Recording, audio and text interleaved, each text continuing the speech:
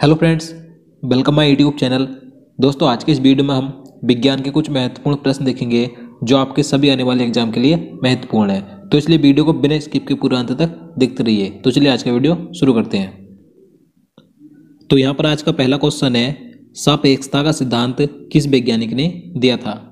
तो देखिए, सबसे पहले मैं आपको बता दूं, अगर आपको पहले से ही किसी क्वेश्चन का आंसर पता है तो आप नीचे कमेंट बॉक्स में बता सकते हैं। और देखिए, आप वीडियो को पूरा देखते रहिए ताकि आप इन सभी क्वेश्चन के माध्यम से अपना रिवीजन भी कर सकें। तो इसका आंसर ऑप्शन बी हो जाएगा, अल्बर्ट आइंस्टीन ने। तो देखिए, जनरल थ्योरी ऑफ रिलेटिविटी यानी कि सापेक्षता का सिद्धांत अल्बर्ट आइंस्टीन ने दिया था। और देखिए, इन्होंने एक ऊर्जा का समीकरण भी दिया था जो कई बार एग्जाम में पूछा जाता है। क्या है वो? तो E बराबर mc²। यहाँ पर E एनर्जी है, m मास है यानी कि द्रव्यमान, और c प्रकाश की गति। तो आपको ये फॉर्मूला भी याद रखना है, E बराबर mc²। चलिए अगला क्वेश्चन देखते हैं। परमाणु रिएक्टर में मंदक और प्रतिशत के रूप में किसका प्रयोग किया जाता है। तो इसका राइट आंसर ऑप्शन बी हो जाएगा, भारी जल का। तो आपको याद रखना है, परमाणु रिएक्टर में मंदक और प्रतिशत के रूप में भारी जल का प्रयोग किया जाता है। अब देखिए, भारी जल का फॉर्मूला क्या होता है, तो आप सभी को पता होगा, D2O। चलिए नेक्स्ट क्वेश्चन देखते हैं। ग्लूकोज का ग्लाइकोजन में परिवर्तन यकृत में होता है, लेकिन इसका संग्रह कहाँ होता है। तो देखिए, मोस्ट इंपोर्टेंट क्वेश्चन है।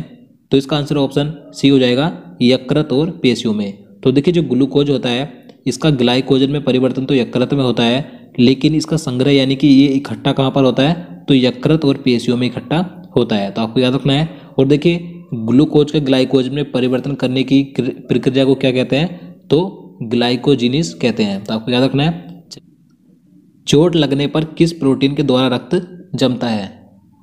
तो इसका सही आंसर ऑप्शन ए हो जाएगा, फाइब्रोनोजेन। देखिए, जब हमारे शरीर पर चोट लग जाती है या किसी वजह से रक्त बहता है तो उसको जमाने में, उसका थक्का बनाने में कौन सा प्रोटीन सहायक होता है, तो फाइब्रोनोजेन। देखिए, ये तो प्रोटीन है जो सहायक होता है रक्त का थक्का बनाने में। अगर आपसे पूछा जाए कि विटामिन कौन सा आवश्यक होता है रक्त का थक्का बनाने में, तो विटामिन के आवश्यक होता है। और अगर आपसे पूछा जाए कि एंजाइम कौन सा आवश्यक होता है, तो एंजाइम होता है थ्रोम्बिन।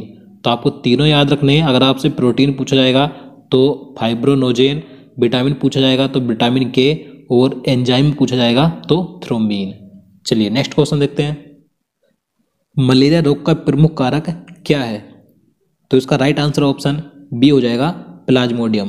तो देखिए, जो मलेरिया रोग होता है ये प्रोटोजोआ परजीवी प्लाज्मोडियम के कारण होता है। और देखिए, इसका जो वाहक होता है क्या होता है, मादा एनोफिलीज मच्छर होता है। तो आपको याद रखना है। चलिए अगला क्वेश्चन देखते हैं। मनुष्य के शरीर में इंसुलिन का निर्माण कहाँ होता है। तो इसका आंसर ऑप्शन सी हो जाएगा, अग्नाशय में। तो आपको याद रखना है, मनुष्य के शरीर में इंसुलिन का निर्माण अग्नाशय में होता है। और देखिए, इंसुलिन की खोज किसने की थी, तो फ्रेडरिक बेटिंग ने इंसुलिन की खोज की थी।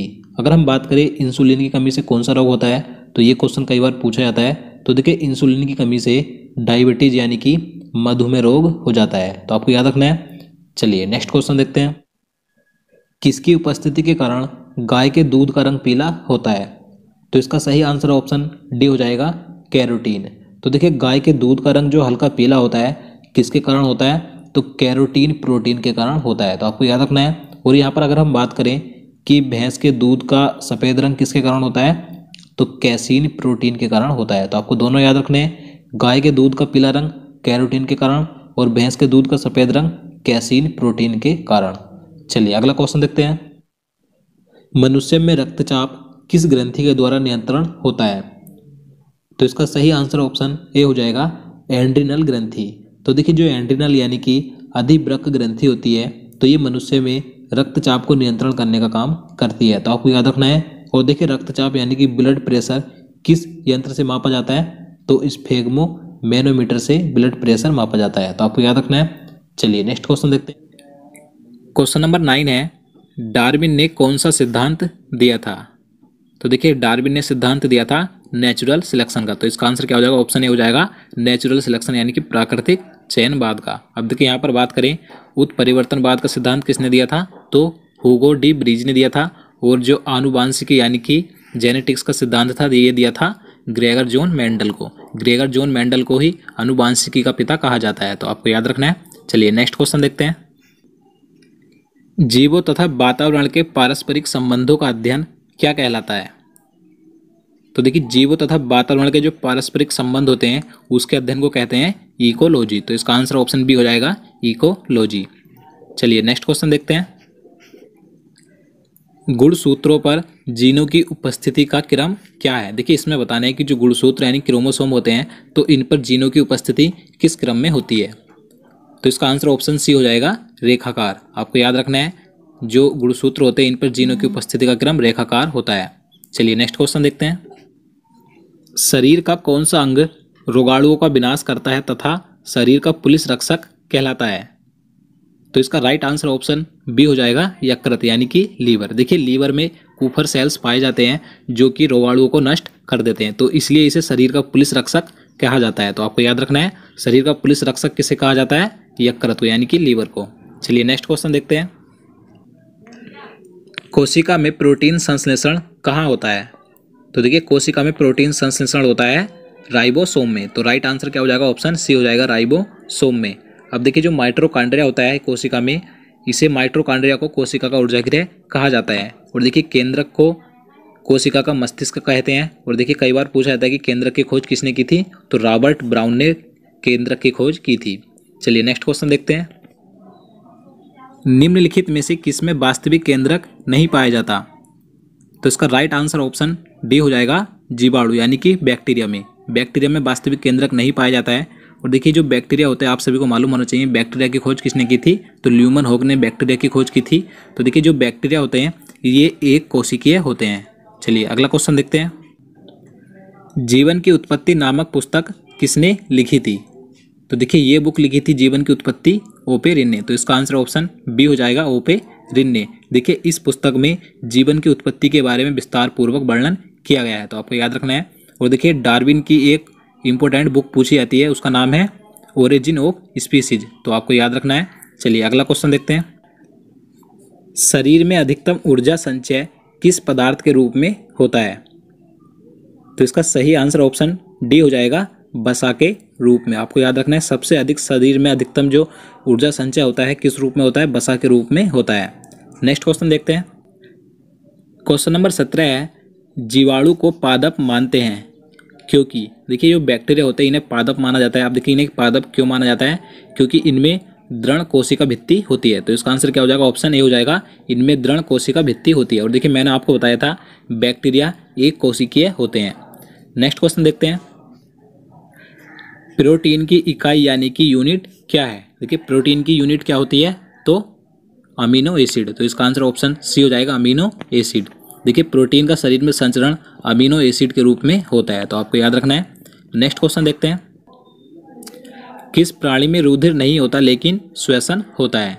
तो उस प्राणी का नाम क्या है? हाइड्रा। तो इसका आंसर क्या हो जाएगा? ऑप्शन बी हो जाएगा, हाइड्रा। हाइड्रा में रुधिर नहीं होता यानी कि रक्त नहीं होता है, लेकिन उसमें श्वसन होता है। देखिए, ये जो हाइड्रा होता है ये निडेरिया संघ का जंतु है।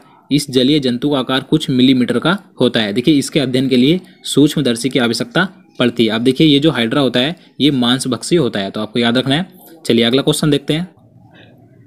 क्वेश्चन नंबर 20 है, वृक्क यानी कि किडनी की खराबी के कारण रक्त में यूरिया की मात्रा बढ़ने को क्या कहा जाता है?